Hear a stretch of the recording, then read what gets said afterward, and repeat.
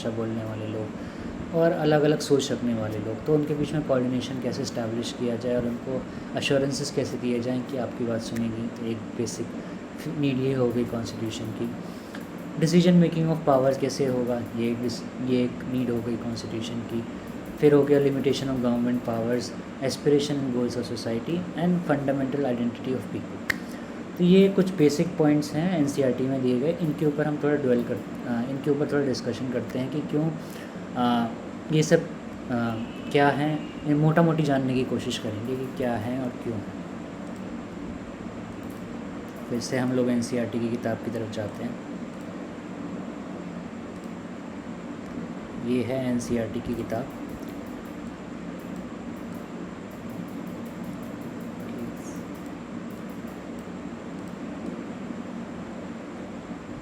Sorry, मुझे एक बार move करना पड़ रहा है, मेरी सेटिंग में थोड़ी गड़बड़ है। हाँ, तो ये है आपका एनसीईआरटी। ये क्या शेयर हो रहा है अभी यहाँ पर? कोई चैट में है? नहीं, चैट में कोई नहीं है। तो सबसे पहला फंक्शन क्या है कॉन्स्टिट्यूशन का कि वो एक सर्व करता है सर्टेन आइडियाज़ कि जिस पे बेसिस पे कंट्री बनेगी और उसके जैसे आइडियाज़, मतलब कि हमारी कंट्री कैसी हो सकती है। आप अगर सपोज़ अपने स्कूल के बारे में या कॉलेज के बारे में कभी सोचते हैं एडमिशन लेने के बारे में, तो आप सोचते हैं कि वो कैसा होगा, कैसा हो सकता है, तभी वहाँ जाके आप एडमिशन लेते हैं।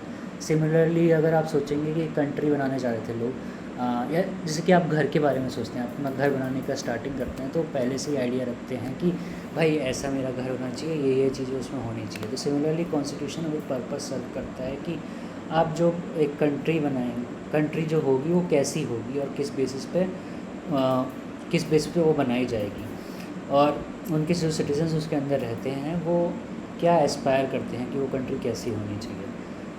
दूसरे तरीके से बोल सकता है कि फंडामेंटल नेचर ऑफ सोसाइटी कैसा होगा।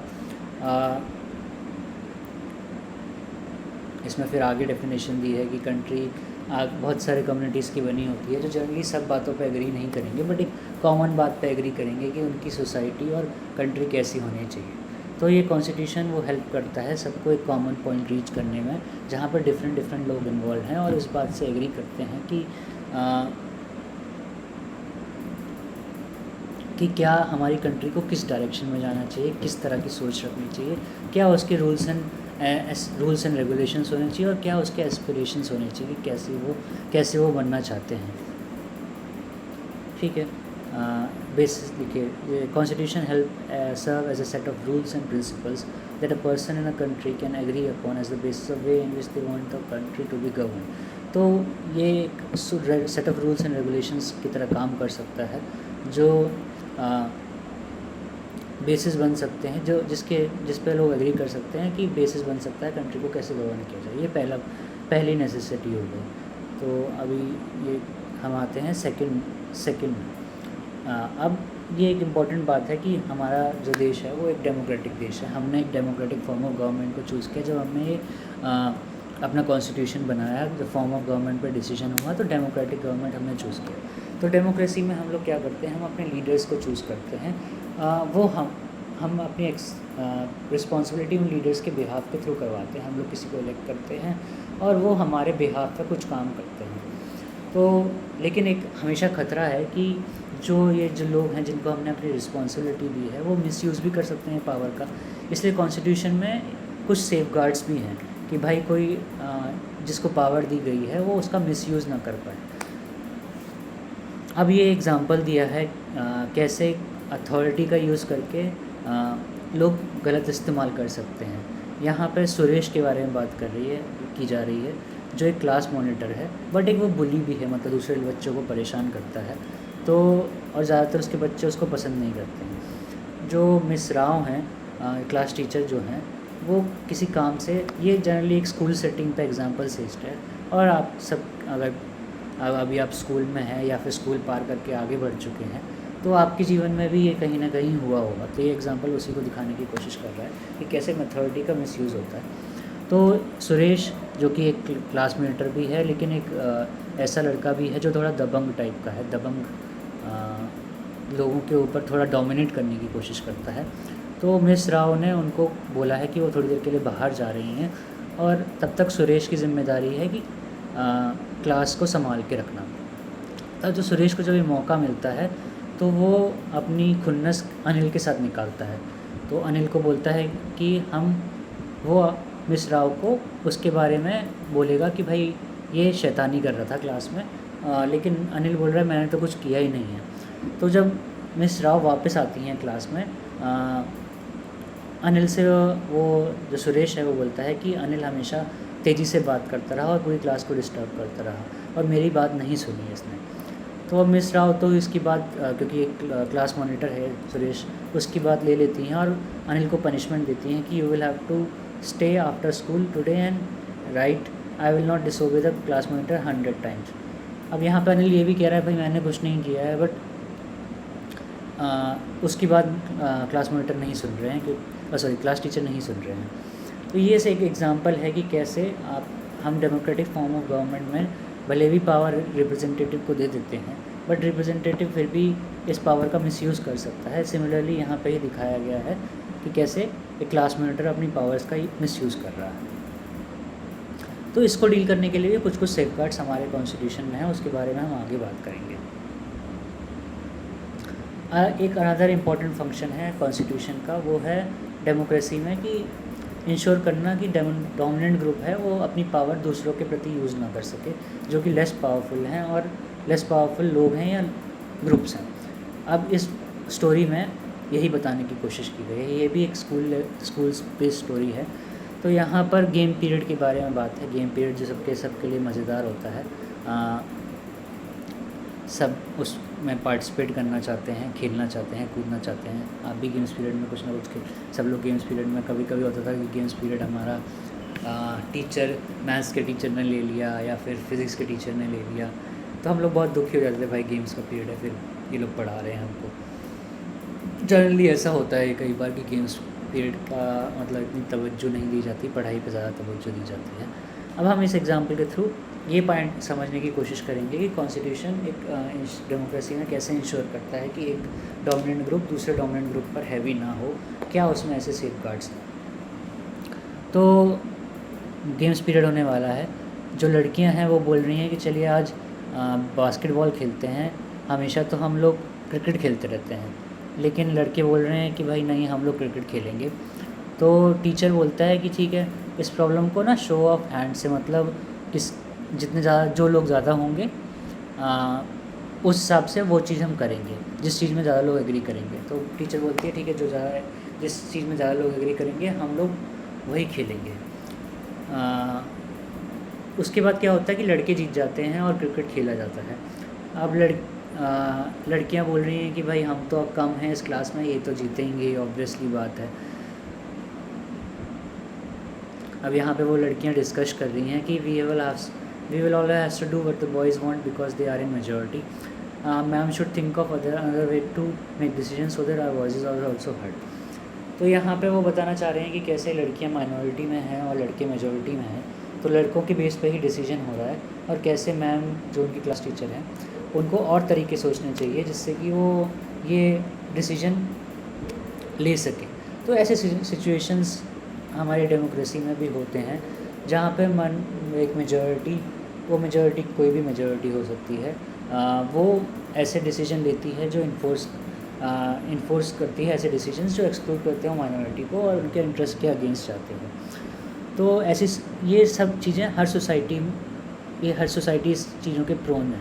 तो इसलिए कॉन्स्टिट्यूशन कुछ रूल्स एंड रेगुलेशंस रखता है जिसके लिए ये सब प्रिवेंट किया जा सके। तो यहाँ पर सिर्फ एक कम्युनिटी दूसरी कम्युनिटी को नहीं, सिर्फ इंटर कम्युनिटी डोमिनेशन या फिर जो अंदर एक कम्युनिटी के अंदर भी हो सकता है कि कुछ लड़के, जैसे इस एग्ज़ाम्पल में ही कुछ लड़के ऐसे हों जो क्रिकेट नहीं खेलना चाहते हों, बट उनका जो क्या बोलते हैं से है वो कम है, और जो लोग ज़्यादा क्रिकेट जो खेलना चाहते हैं वो दूसरे को फोर्स करके क्रिकेट खिलाने के लिए वोट कर रहे हैं इसमें। तो ऐसे ग्रुप इस ग्रुप्स के भी अंदर कोई बंदा कोई ग्रुप कोई इंसान डोमिनेट ना करे, इसके रूल्स कॉन्स्टिट्यूशन में हैं, सेफ गार्ड्स हैं। इसके बारे में भी हम लोग आगे बात करेंगे। तीसरा सबसे सिग्निफिकेंट रीज़न है कि हमको कॉन्स्टिट्यूशन क्यों चाहिए, कि कभी कभी हमको अपने आप को बचाने के लिए ही कॉन्स्टिट्यूशन चाहिए। ये थोड़ा अलग अजीब सा लगेगा, बट इसका ये मतलब है कि जैसे इसमें लिखा है कि कभी कभी हम ना चीज़ कोई बहुत अच्छी लगती है, और हमारे जो लार्जर इंटरेस्ट है ना, मतलब कि हमारे जो और बड़ी चीज़ें हमारे जीवन में हैं उसके अगेंस्ट हो जाती है, तो कॉन्स्टिट्यूशन एक सेफ गार्ड देता है कि भाई हम लोग ऐसा ना करें। भले भी हमको अभी ऐसा लग रहा हो कि बहुत अच्छा है, बट जब हम आगे की सोचेंगे तो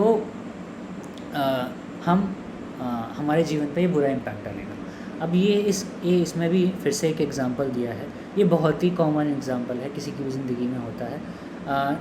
अब शबनम है, वो एक दुविधा में है कि उसको एक डिसीजन लिखना है कि उसको 2 चैप्टर बचे हैं रिवाइज़ करने के लिए कल के टेस्ट के लिए, बट अभी उसके फेवरेट जो टीवी प्रोग्राम है वो टीवी पे आ रहा है और उसको देखने के लिए वो तरस रही है। तो लेकिन अगर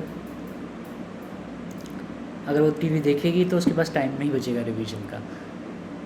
तो उसके घर वाले पूछते हैं, भाई कि तुम इतने दुविधा में क्यों हो, परेशान क्यों लग रहे हो?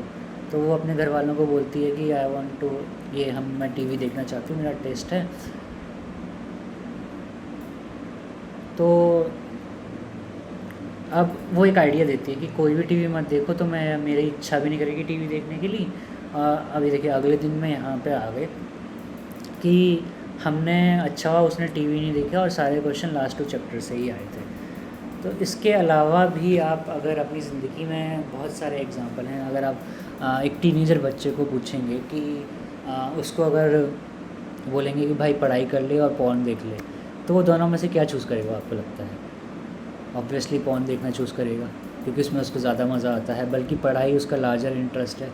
तो इस एग्ज़ाम्पल के थ्रू भी मैं ये बताने की कोशिश कर रहा हूँ कि जो लार्जर इंटरेस्ट है उसको कैसे कॉन्स्टिट्यूशन बचाने की कोशिश करता है, भले भी हमारे जो छोटे इंटरेस्ट हैं उस समय हमारे दिमाग में कुछ और चल रहा हो। या फिर अगर आप एक टीबी के पेशेंट हैं और आपको शुगर खाना मना है, तो आप सोचते हैं यार कभी कभी तो खा सकते हैं, थोड़ा बहुत खा सकते हैं, थोड़ा शुगर खा लेते हैं, अच्छा लगता है।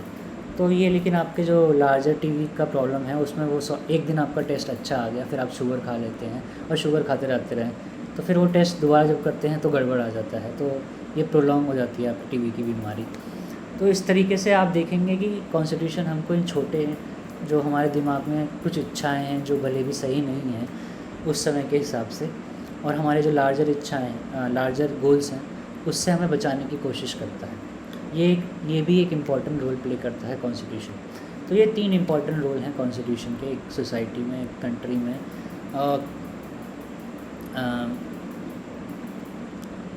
मैं अगर समझा पाया इस बात को तो